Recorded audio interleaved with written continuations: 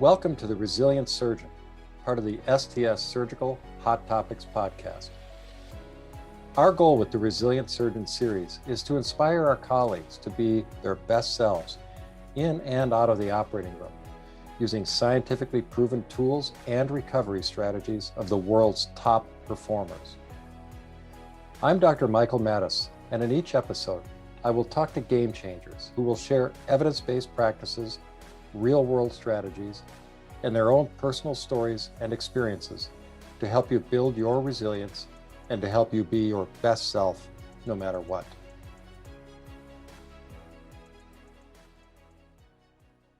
Our guest today on The Resilient Surgeon is Mike Abrashoff, and the topic is leadership. Not just leadership, but a leadership based on humanity, connection, and the pursuit of excellence. Now, you may be wondering, why have a guest on a podcast about resilience to talk about leadership? Well, the reason is that leadership, the humanistic kind of leadership exemplified by our guest today, creates a culture of belonging, vulnerability, and purpose. And it is my contention that those things matter as much, if not more, to create individual fulfillment and resilience compared to our own personal habits. Mike is a graduate of the United States Naval Academy and was captain of the Benfold, a guided missile destroyer. And he is the author of the New York Times bestselling book, It's Your Ship, The No-Nonsense Guide to Leadership. Mike shares with us his career trajectory from an academy graduate and being a disciple of command and control leadership so prevalent in the military, to his awakening to real leadership based on seeing, valuing, and caring deeply about his sailors by really knowing them, giving them purpose, and empowering them to take command and ownership of their role in the ship, regardless of rank. The results speak for themselves. The Benfold was a disaster when Mike took command, and in just 2 short years, the Benfold was awarded the prestigious Spokane Trophy for being the best ship in the entire Pacific Fleet. The Benfold became the envy of the Pacific Fleet, but the real legacy is Mike's showing everyone on the ship, through example, how leading with humanity and compassion and high standards is not only dramatically more successful, but also much more rewarding. I've read a lot of books on leadership, and I can say, without question, that this is one of the best I've ever read. It is filled with stories, clear concepts, and a ton of hard-earned wisdom. And now I bring you Mike Abrashoff. Mike, thank you for being on The Resilient Surgeon, and welcome. It's an honor to be here. I'm so excited to learn from you and have our listeners learn from you, and there's a lot to learn here. I wanted to open up by just noting that, the name of this podcast is The Resilient Surgeon, okay? And you might wonder, well, why have I got a guy that's all about leadership on this podcast? And the reason is because after reading your incredible book, It's Your Ship, I realized that the wellness of the people under your command was directly connected to your leadership. The mood, the sense of possibilities, all the things that you did to create an atmosphere of connectedness and belonging and a purpose on the ship was remarkable. And in my opinion, this is something that is desperately needed in our field in cardiothoracic surgery and surgery in departments around the country.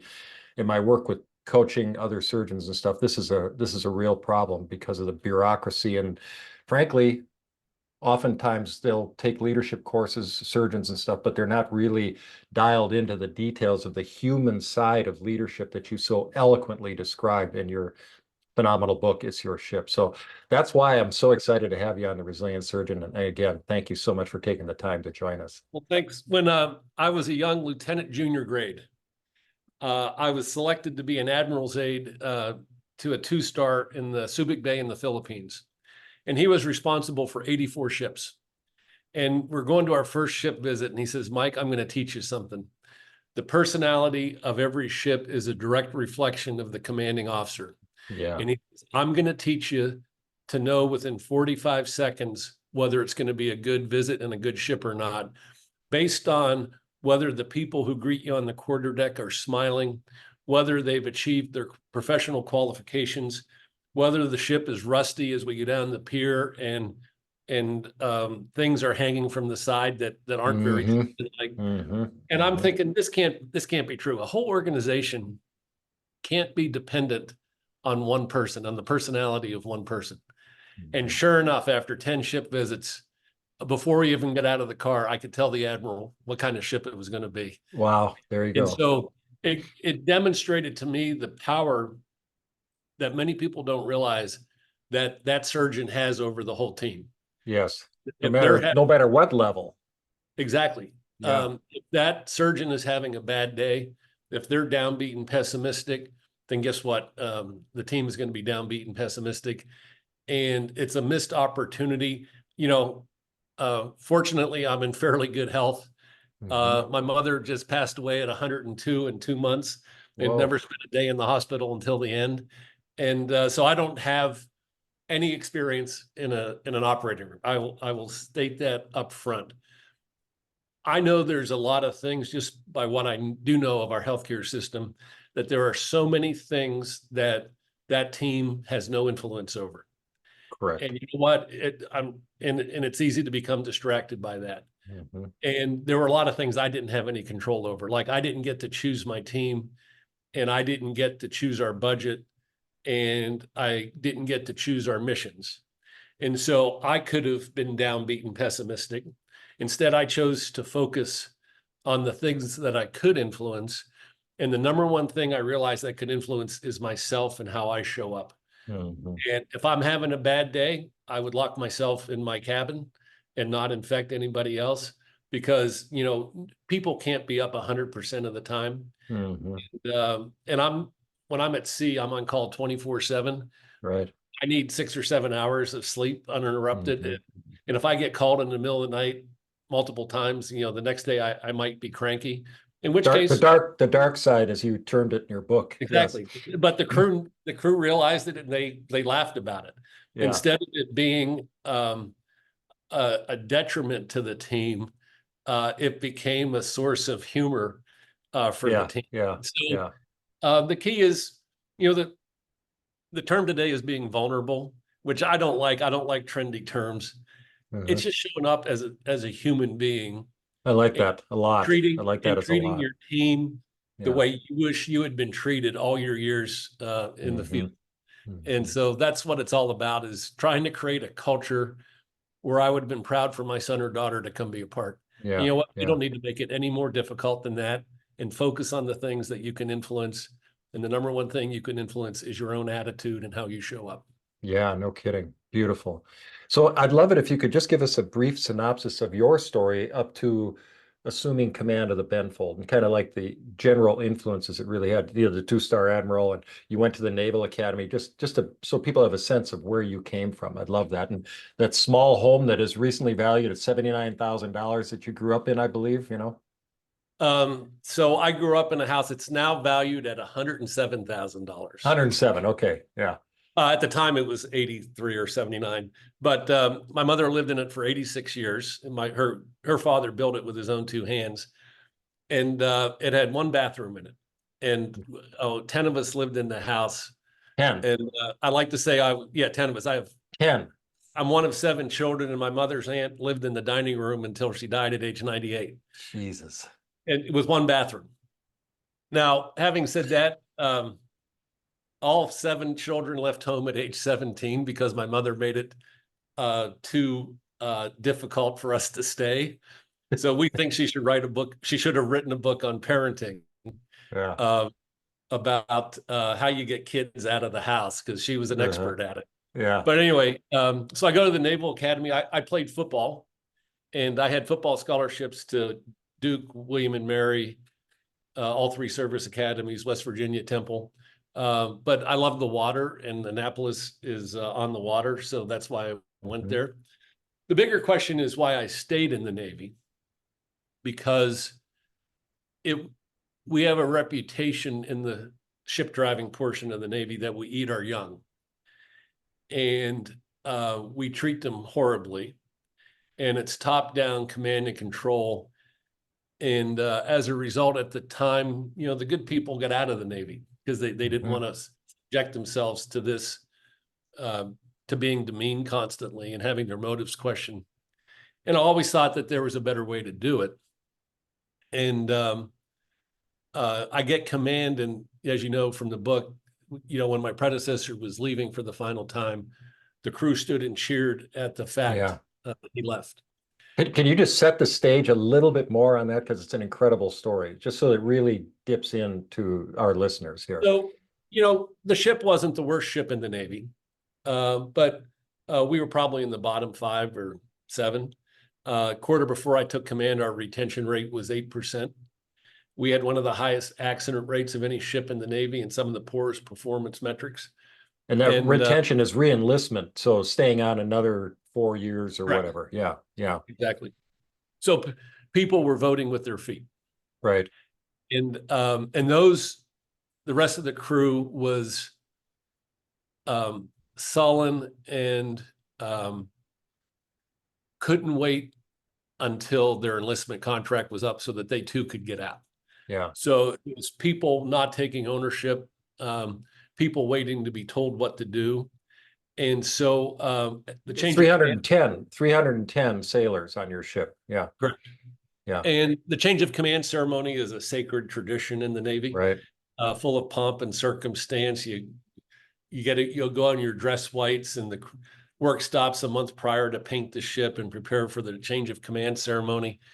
Admiral comes and gives a long-winded speech about how great the outgoing guy is. Whole ceremony lasts about 90 minutes.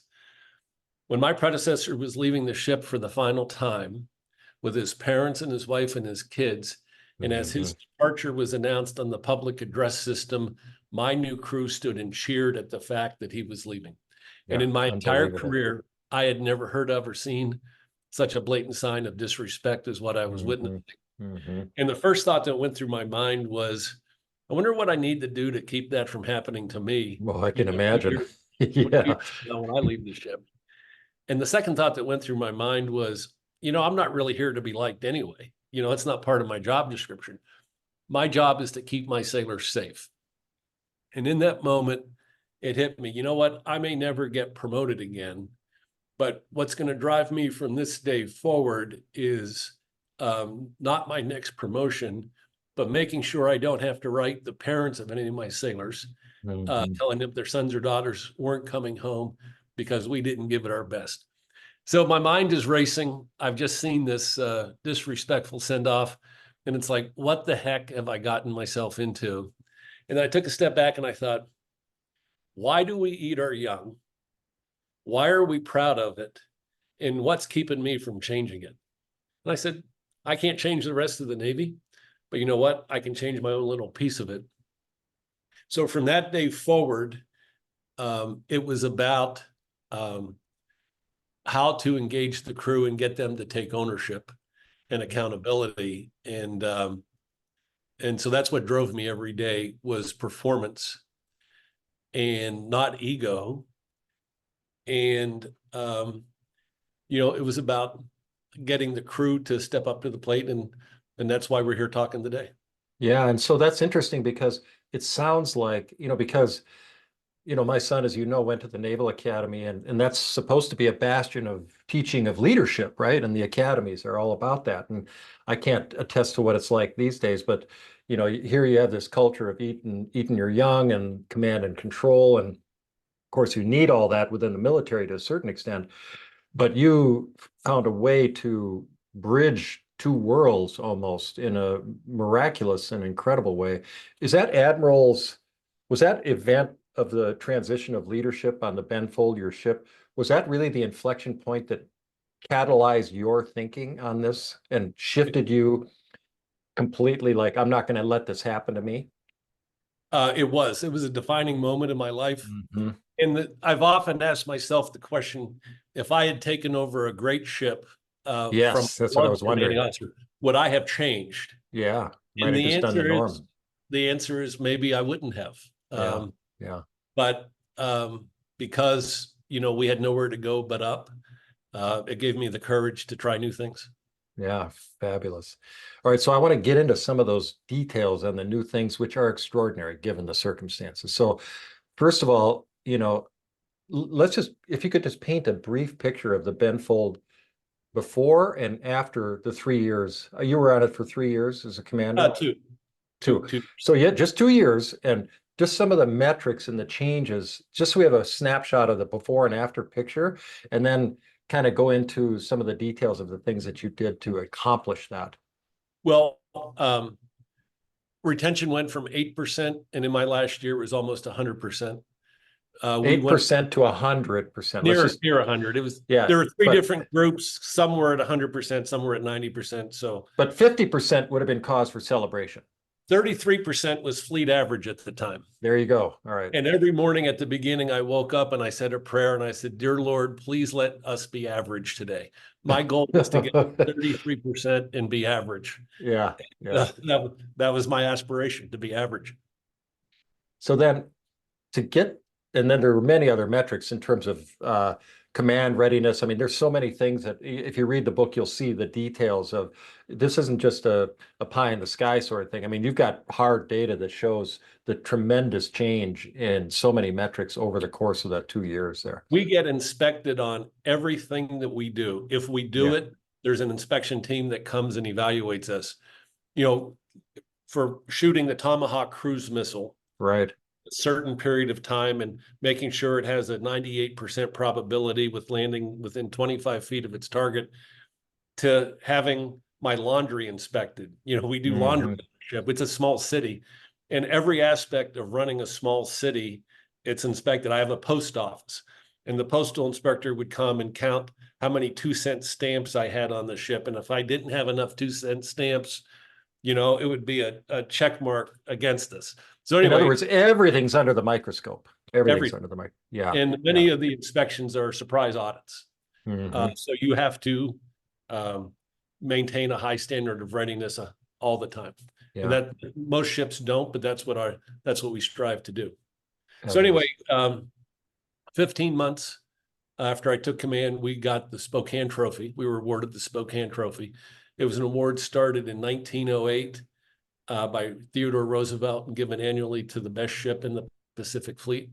And in years 3 and 4 after that, USS Benfold won the award for best ship in the entire U.S. Navy. Entire U.S. Navy. Wow.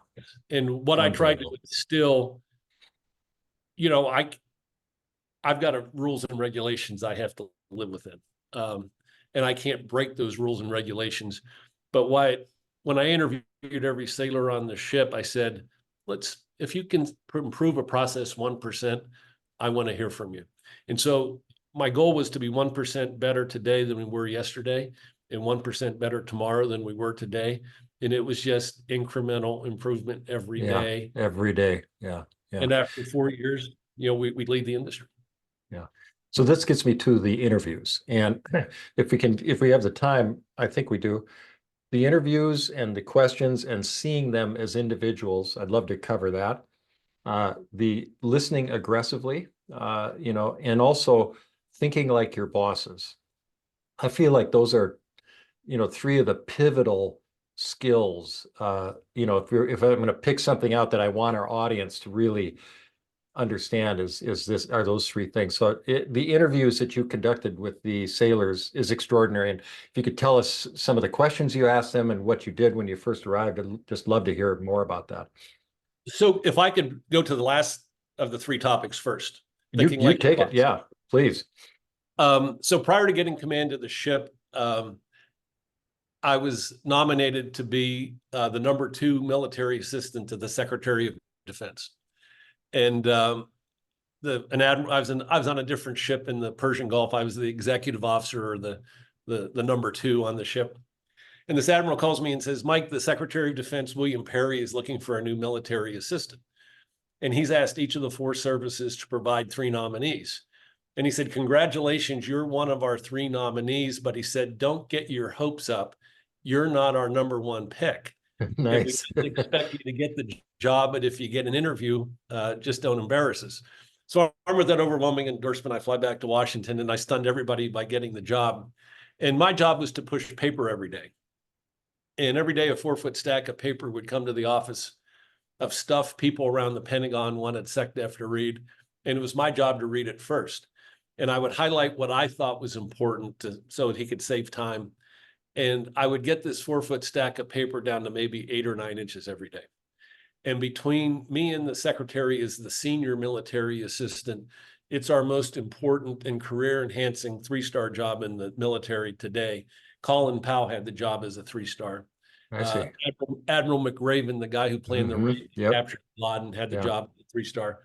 And I would put my 8 or 9 inches of paper in the general's in basket. And that's your boss. That's your boss. My direct William boss. Perry, but your direct boss is this 3-star. Yeah. Exactly. I was an individual contributor. Right. As working for the 3-star. And so at the beginning, he threw 90% of what I thought was important in what's called the burn bag, where we put classified material for destruction. As a side note, we're not supposed to take classified material home with us. And we're not supposed to store it in our garage. We put classified material in the burn bag so it gets destroyed. But as everybody's aware of now. I digress. But he was throwing 90% of my work product away every day. And the office is so stressful that the general didn't have time to take me aside and teach me what to look for. And I was flailing. And after about 6 weeks, I wasn't getting any better. And I'm thinking, I don't know how much longer they're going to keep me around if I can't start performing. So instead of complaining, I trained myself to think like the general and to find out what was important to him.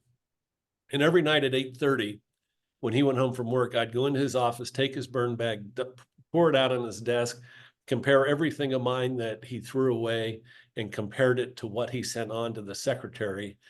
And by doing this, I found out what was important to him. So Interesting, yeah. Me. And within about another 6 weeks, I got this 8 or 9 inches of paper down to maybe 1 or 2 inches every day. And I would sit there and I'd watch the general work, and he would just rubber stamp it and send it right on to the secretary. So his trust became enormous in you. Yeah. It was a work in progress. I got to sit in on maybe 75% of the meetings they had. And they never once asked me for my opinion. I sat in the back row, but I would listen to every briefing. And before they would make a decision, I would play a game, and I'd say, if I'm SecDef or if I'm the 3-star, based on what's been presented, what decision would I make? And if I made the same decision they made, it was, gee, I can think like my boss. If they made a different decision, it meant there was a gap in my training I needed to go fill. And, when the secretary is in the office, it's stress 100%. Yeah. And I don't have time. The general doesn't have time to coach me or mentor me. But when the secretary leaves for the night, things calm down. That's when we can take a deep breath. And that was my time to go in and see the general and say, boss, in this meeting today, this decision was made, and I don't understand the background. Can you fill me in on the big picture? And that's when the general would take 60 seconds and tell me the big picture. And then I could understand my place in it and how I could help them accomplish the big picture. And one of the toughest things in any organization, and I'm sure, the healthcare industry as well. Absolutely. Is how do you find the time to coach and mentor people on your team so that they can get to a higher level of performance? And what I found since I got out of the Navy working with business, employees would say, coach me, mentor me, or my boss doesn't make time for me. Well, come with specific targeted questions of things you don't understand, and don't expect your boss to give an hour to you. But if you have a question, how was this decision made? Why was this decision made? The boss takes 90 seconds, boom, you know the big picture. And beautiful. So that's how I trained myself to think like the boss. And what happened, I started to be able to anticipate what needed to be done before they ever even asked for it. And the general started to trust me. And so he started to delegate some of his lesser important responsibilities onto me. He put me in charge of the SecDef security detail, the communications team, the trip planning team. I had 45 people working for me. Most of them were senior to me in civilian rank, and all of them were older than me. I was 34 years old, but I was responsible. 34. Yeah, 34. The general had to take a leave of absence because of health of his son. for 45 days. And historically, if the 3-star is out for even a day, they bring a visiting 3-star in, because sometimes you have to be directional, and they didn't want a 34-year-old telling a 4-star what to do. But William Perry said, let Mike do it. So for 45 days, Wow. I God did the damn. same job Colin Powell. I did the general's job and my job for 45 days. And I was working 18 hours a day, 7 days a week. And it wasn't always pretty, but I never let one ball drop. Yeah. And the general's son recovers. The general comes back to work, goes in to see the secretary for a private conversation. And as part of my training, self-training, I would stand in the doorway whenever they had a private conversation. I called it intelligence gathering. And he goes in and said, Dr. Perry, how did Mike do in my absence? And Dr. Perry looked up and said, Paul, Mike did great. I consider you and him interchangeable now. And his Ooh. shoulder slumped. He was a West Point grad being compared to a low-life Navy commander. But Yeah. Mike, I was like, gee, I can do this job. And so Yeah. from that day forward, I never had to get promoted again, because I knew I could do the work. You could do the work. Yeah. But on another digression here, but you'll see where I bring it back in. I worked for him after the Soviet Union broke up, and most people don't know this, but at the time, Are you Ukraine talking about became, Perry now? Perry? Yeah. Or yeah. Yeah, Okay. William Perry. Yep. This was 94 to 97, and it was after the Soviet Union broke up, and the Ukraine inherited 6,000 nuclear warheads on ICBM missiles. And William Perry said, it would be better if we could convince Ukraine to give up their nuclear weapons. So he got Congress to pass a $200 million bill to train the Ukrainian missile officers to do something else. We'd build them housing, and we would remove the nuclear warheads and bring them here to the US. So we went to Ukraine 4 times. And the first one was to remove the nuclear warheads. The second trip was to remove the missile itself. The third trip was to blow up the missile silo so they could never be used again. And the fourth trip was to plant sunflower plants in the fields that used to be killing fields. And I never understood, why are we doing sunflower until Russia invaded Ukraine, and I come to find out Ukraine produces like 75% of the world's sunflower oil. I didn't know that. Yeah. Yeah, I didn't know it either. And I didn't know why we Yeah. were planning it. So anyway, for my departure gift, William Perry gave me a framed photo of every one of our visits. So I get to the ship, and I wasn't The sleeping. Benfold, the Benfold. Yeah, I Yeah. get to the You're Benfold. assuming command of the Benfold. Yep. And I'm not sleeping at night because I don't know how to turn the ship around.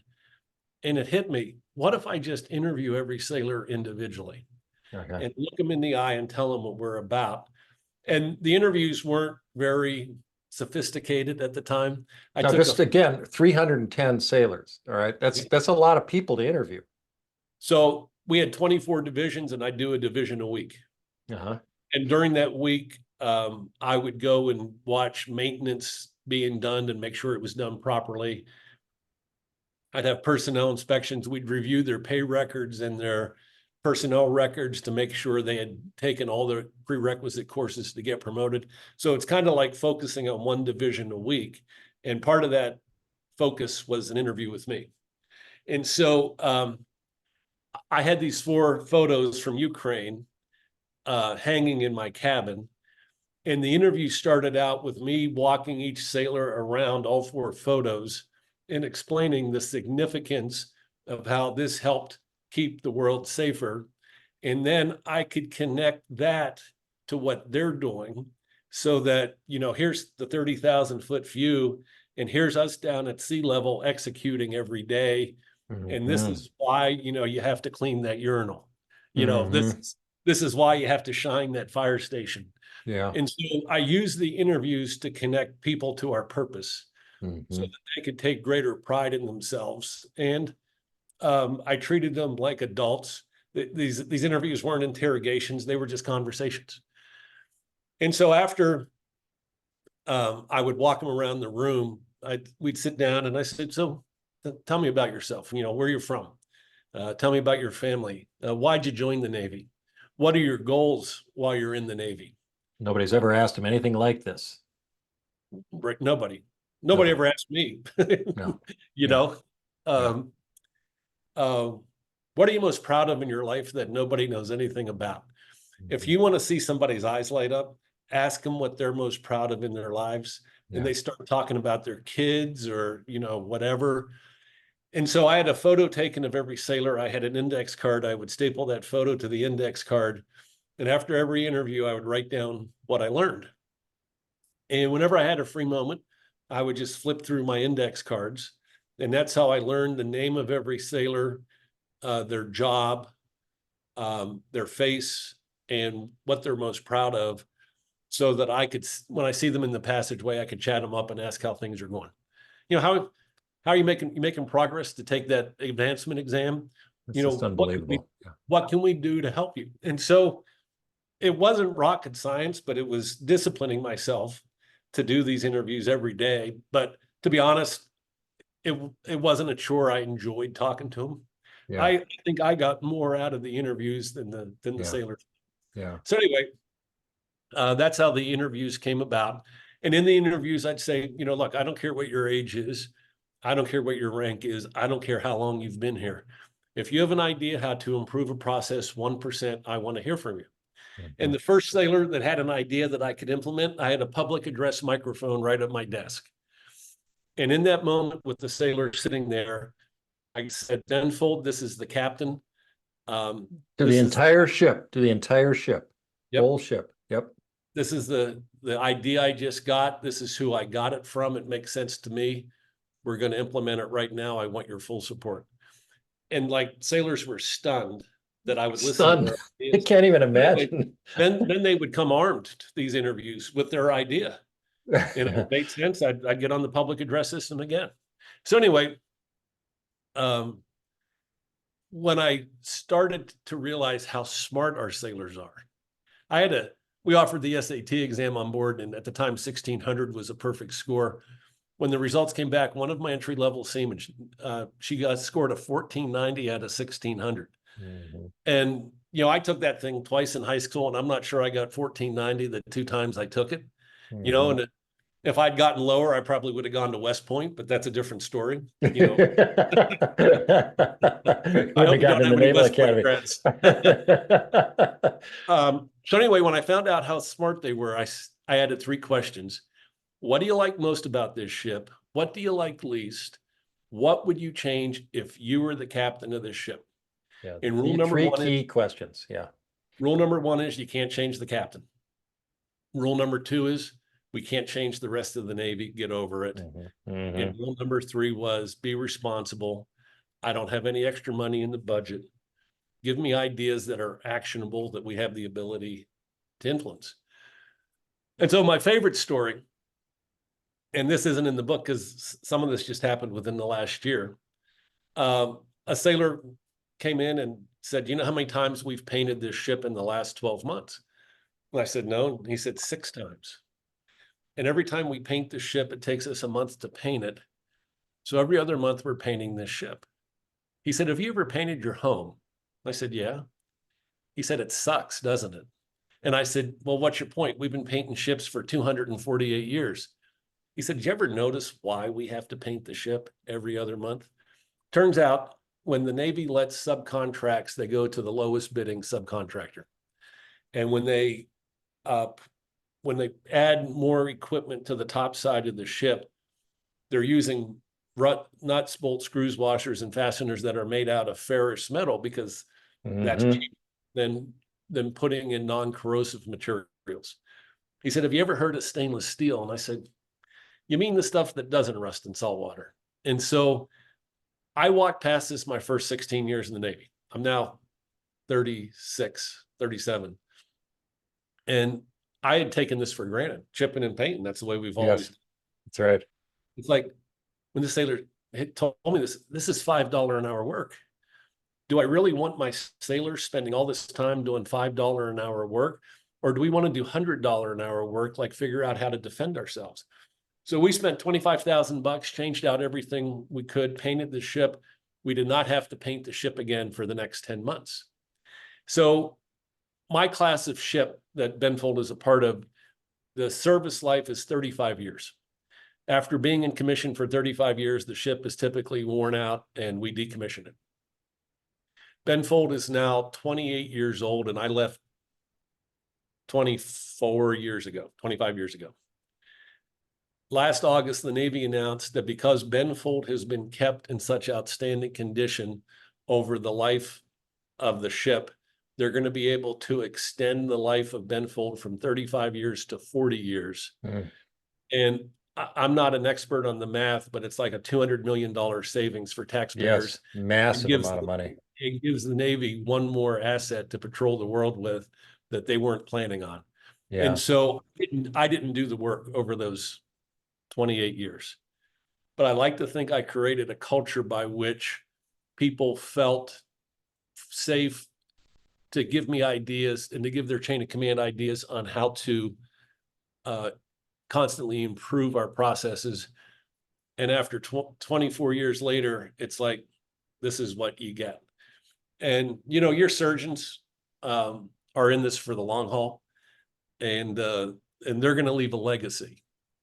And the legacy may not be immediately apparent, but maybe in 10 or 15 years or 20 years, it's like, this is pretty cool. I'm glad I could make a difference. That legacy is so important, and it may not be so apparent, like you said, but I can tell you that at institutions where a certain culture and legacy from a very powerful surgeon has been present, that tends to get into the woodwork. Do you know what I mean? I do. And it sticks, and it can be very difficult for a new leader to unwedge that unless they have the skills that I think you have brought, you know, these kinds of things to get the termites out of the woodwork, so to speak. And, you know, what I'm struck by in everything that you've done is the humanity. And there seems to be a few underlying core skills. One is perspective taking. You know, you took the perspective of your bosses. You took the perspective of your sailors. You know, that's number one. You were curious. You were curious about figuring things out, and you were curious about them as individuals. What makes them tick? What drives them? What do they want in life? You know, and I think this is really powerful. And in the world we live in today, with the massive amount of change and the pressure and stress, you know, this kind of work is the antidote to the constant uncertainty and change. If you have a culture where you feel seen and heard and valued, and you're part of solutions and you're part of a team that matters, I really feel like that's the biggest antidote to the struggles that we're experiencing in healthcare. But instead, we're often divided, individualistic, and, you know, struggling along in that quiet, silent mode. And so the lessons from your experience are spot on today in the world of healthcare, and it's something that's desperately needed. Well, thanks. And I probably shouldn't, this is probably too much information, but 2 years ago, my brother-in-law went on the operating table for a hernia repair. And the surgeon lacerated an artery, and my brother-in-law lost 67% of his blood on the operating table. And until they could get it under control, and had a series of mini strokes afterwards. But the surgeon admitted, my surgeon admitted to my sister that he had been overscheduled that day, and that he was rushing through the operation, and, you know, because he was in a hurry, you know, nicked the artery. So I know that there are a lot of things that there's a lot of pressure on surgeons to produce. But let me tell you something. If I was ordered to do something that I felt was unsafe, I'd have raised my hand and said, you know, boss, this is unsafe, and these are the reasons why. But I would also give solutions on how to make it better. So I guess the point I'm getting at is, I don't know the pressure that your surgeons face, and I'm sure there's intense pressure. But if you feel it's unsafe, you have an obligation, I think, to your patients and to your healthcare system to raise your hand and say, this is unsafe. Agreed. And I may have had to do it once, but my boss thanked me for it because I saw something that he didn't see. Mm-hmm. And so, but you have to have that courage to stand by your convictions and your professional expertise. Yeah. There's one thing, you know, the retention, if we could just go back to the retention of sailors. And this, I think, will drive home the important points you make and that you did, and the reasons for lack of retention. And, you know, money is a big deal in the world of surgery. You know, we tend to get, now some are more salaried, but we tend to have these RVU, you know, relative value work targets we have to produce so we can make our income and all these sorts of things. But pay was at the bottom of the list in terms of why sailors didn't sign up again, and the top reasons. It wasn't at the bottom, but it wasn't the top. It was number 5. Yeah, right. Okay. Number 5. So yes, my admiral said to me, Mike, you can't do anything about retention because they're leaving because of our low pay. mm-hmm. And so I want to see the metrics. So I did exit surveys. And when the results came back, you know, pay is important. I'm never going to downplay the importance of compensation. Of course. Yeah. But it was number 5 on the list. And number 1 was they didn't feel like they were being treated with respect in the workplace. Number 2, they didn't feel like they were being listened to. Number 3, they didn't feel like they were getting the training they needed to do a good job. And number 4, they didn't feel like they were being groomed for increased positions of leadership and responsibility. And so, you know, I can't do anything about pay set by it. Our pay scales are set by Congress. Right. But I can focus on those top 4 things because it doesn't cost a dime and I don't need to get anybody's permission to do it. And 2022, the year of the Great Resignation, where everybody was, you know, changing jobs in the U.S., the consulting group McKinsey came out with a landmark study, top 5 reasons why people were changing jobs. It was the same top 5 reasons that I figured out in 1997. So it goes to show you that this isn't rocket science and this isn't new stuff. By and large, what motivates people is industry independent. You know, it doesn't matter what line of work you're in. Correct. They're human beings, no matter where they are. Exactly. Yeah. And so, but I also tore apart the retention process because taxpayers spend a lot of money to recruit one person. When you think of the salaries of recruiters in every high school in the country and the advertising budget and the physical cost of running the boot camp, if you divide that by the throughput, back then it was like $65,000 a year. So now you got to think it's more than that. I don't know what the figures are, but the Navy isn't meeting their retention goals. And so last year they started a program. You get a $50,000 signing bonus if you sign up for a 4-year contract. So that's a lot of money us taxpayers are putting out, and nobody was being held accountable for getting them to stay. There was not one item on our evaluation. It is now after I pointed it out, but there's not one item there at the time. Retention was not a metric by which commanding officers were judged. But after I left, I sent the 3-star an email. I said it should be a metric by which commanding officers are judged, and the Navy made the change. That's now put in every commanding officer's evaluation. Their retention rate, their workers' comp rate, and their disciplinary rate are now factors in promotion. So anyway, when you enlist in the Navy, you typically enlist for a 4 or 6 year contract. And the way the process used to work, we would wait for your contract to be up and you tell us whether you were going to stay in or get out. And by that time, your mind is already made up. Yeah, right. Somebody comes and tells you they're leaving you. They didn't make their mind up that morning. They've been looking for 3 or 4 months for something else. Yeah. So 9 months prior to a sailor's contract end date, they would come up for a separate interview. It was a retention interview. This is with you on the Benfold. Yep. Yes. With me personally. Yep. Are you thinking about staying in or are you going to get out? And if you're thinking about getting out, what is it that we could do now to help you change your mind? And what I heard from sailors was, gee, if you get me this education or put me in this training program, or I really don't like the job I'm assigned, but if I can transfer specialties to this one, I'll stay. And it's like, if you give me 9 months to solve a problem, I can generally do it. Right, right. And so I would focus on one sailor at a time. And my goal was to get the 33%. Every day I stressed over retention. I got to get to 33%, which was fleet average at the time. Last year, almost 100%. My last year in command, it was almost 100%. Yeah. But it was just focusing on one sailor at a time, finding out what it would take to keep them, and then trying to figure out. I couldn't get them everything, but if they saw me making an effort and give them part of what they're looking for, most of the time they would stay. Where was our paper? I don't have it right here.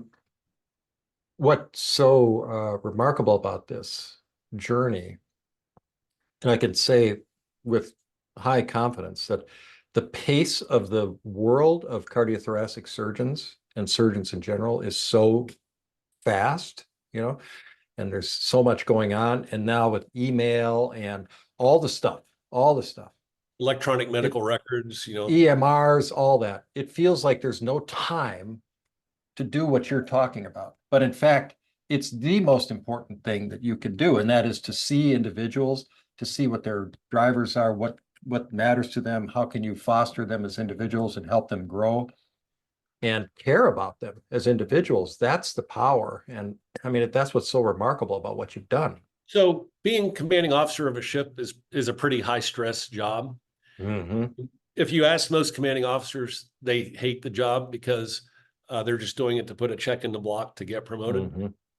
And most commanding officers work 12, 14 hours a day in port. And they look like hell at the end of the day walking home, and they look like hell in the morning. A lot on their plate. Exactly right. And I'm not going to lie, my first year, I worked a healthy 10 hours a day. Mm-hmm.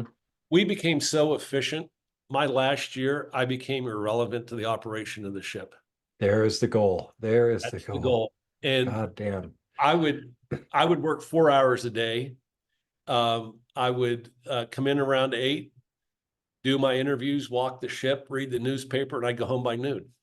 And in the Navy, whenever the captain is not on board the ship, they raise what's called the absentee pennant, mm-hmm. so that everybody on the waterfront knows whether you're on board the ship or not. And my pennant was up every day at noon saying I'm off the ship. And it's like, if you put the processes in place over time, it will, you'll find that you don't have to do everything yourself. Yeah. And the people that you delegate to, that you train, they're taking on more responsibility. They're taking greater pride in themselves.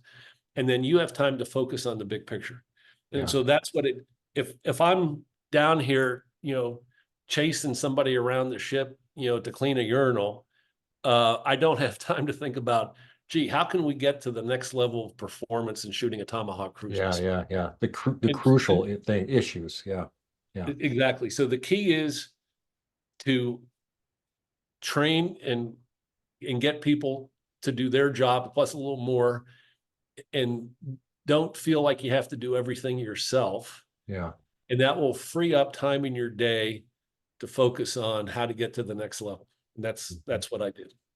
And you also talk about periods of time for reflection, the captain's chair. And I think this is another casualty of the high pace pressure environment where we feel like we have no time to do anything, but that time for reflection for you was very important. You want to talk about that just a little bit?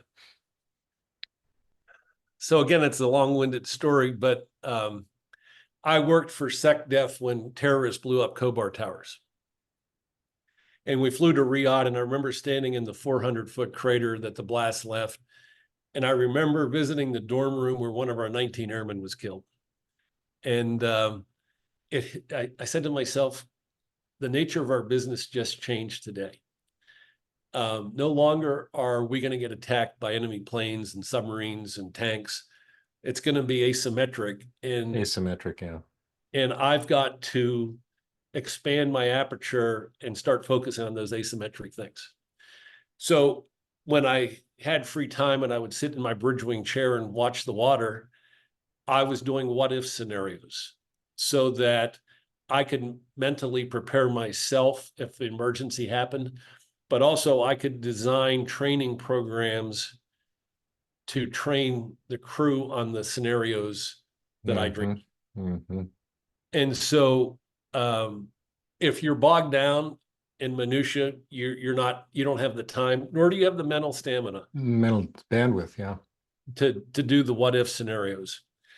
And one of the scenarios I dreamt up was a terrorist attacking us with a small boat laden with explosives in port, the Middle East.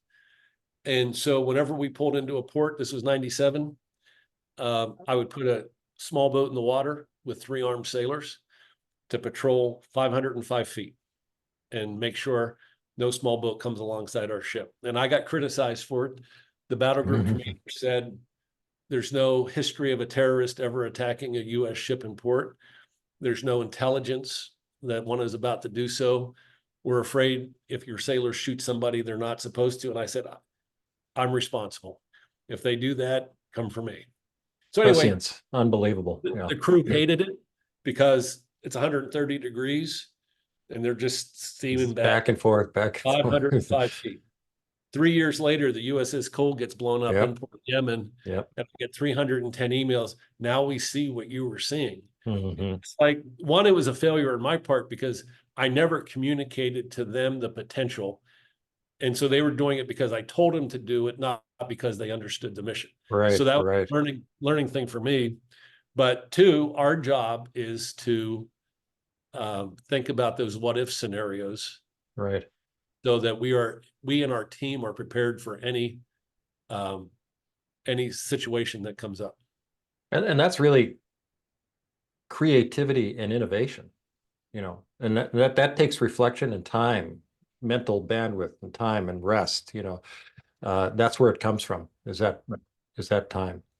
Right. Well, we're getting close, and there's another piece of this thing that you created on the Benfold, and that is fun. I mean, when you think about a Navy ship, you don't think fun, but you made it fun at times for your sailors. Tell us about how you made it fun for them. So being at sea is pretty arduous, and it's like Groundhog Day. Yeah, you know, every day is exactly the same. Yeah. For 6 to 8 months, it's Groundhog Day.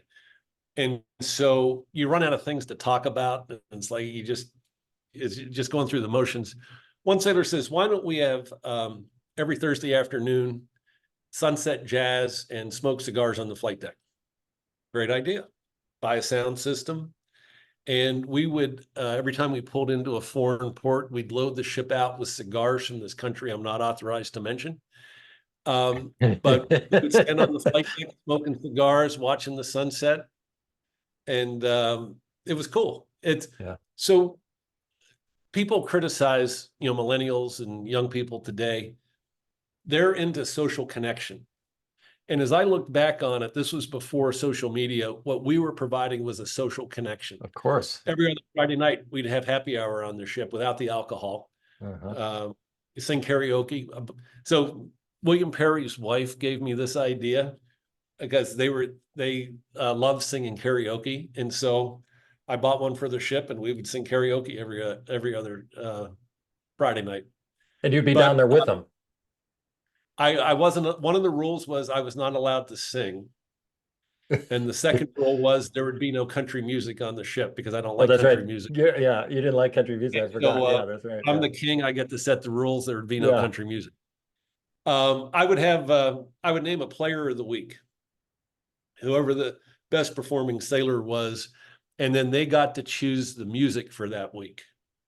And the rule was you can choose any genre as long as the lyrics don't degrade or demean anybody. And I would see sailors listening to the lyrics to make sure their song was appropriate. I mean, they're just getting involved, and you know, they want to be cool in front of their shipmates and select the coolest music and whatnot. So there are lyrics, there are songs out there that don't degrade women or Right. demean women Right. or things like that. And just trying to, set a standard. Standard. Yeah. Yeah. Let's see here. Anything for me? I'd like to wrap this up by just quoting you a few quotes from your book, just to drive a couple points home, and then just reflect on my own personal experience in the Navy. You said, command and control will give short-term benefits and feelings. It'll feel like you're in control, but the best is helping others realize their full potential. This leads to goals being attained that are otherwise out of reach. And you prove that on the Benfold. And I found that the more control I gave up, the greater command I got over the ship. Yes, and that was my next quote. Yep. And then the other piece here, and that's so essential. You assume that the crew wanted to do well and to be the best, that the natural human innate desire is to do well and to be good at things, and yet just comments on that. Yeah. My exit interview with William Perry prior to getting command of Benfold, he said, Mike, your ship is never going to be perfect. You're going to have disappointments every day. He said, whenever you're disappointed in an outcome, he said, assume your crew wanted to do a great job. And if you don't get the results you're looking for, don't blame them first. Instead, look inward and ask yourself, did you clearly communicate the goals? Did you give them the training to do a great job? Did you give them the time and the resources to do a great job? But most importantly, did the process support them delivering the results you were looking for? And lo and behold, 90% of the time when something didn't work out, I could have done something different to have generated. Yeah. That reminds me of Jocko Willink, the Navy SEAL, his extreme ownership, notion, that own whatever's going wrong, and look inward, as you talk about, as a leader. Right. Mike, this has been wonderful. And I just want to close by saying, I was in a lot of trouble as a kid, in and out of reform schools, arrested 23 times, dropped out of high school. This is during the Vietnam War, and I joined the Navy basically to avoid going to prison. And what you talk about in the book is so many of the sailors that joined the Navy did so because they came from challenged backgrounds, and I remember the pride I felt when I made it through boot camp. Oh my God, I did something, that was worked and it was worthwhile and I'm in better shape and, blah, blah, blah. But then I got to the ship and it all broke down immediately, and Nobody cared. it was a miserable, hellish experience. And I wanted nothing to do with it. And I wish that I'd had a commander and a human like you at the helm of my ship at that time. So, well, your surgeons are captains of their own ship as well. That's right. So thank you for your experience. Thank you for the stories. Thank you for the book. And thank you so much for taking the time to be our guest on The Resilient Surgeon, Mike. Real honor. My honor, and thank you for your service, and thank you for your son's service as well. This has been The Resilient Surgeon, a podcast brought to you by the Society of Thoracic Surgeons. Thank you so much for listening. If you like this podcast, please rate it 5 stars and let your friends, trainees, and colleagues know about it. On social media, you can use the hashtag #BeYourBestSelf. More information about the Society of Thoracic Surgeons is available online at sts.org.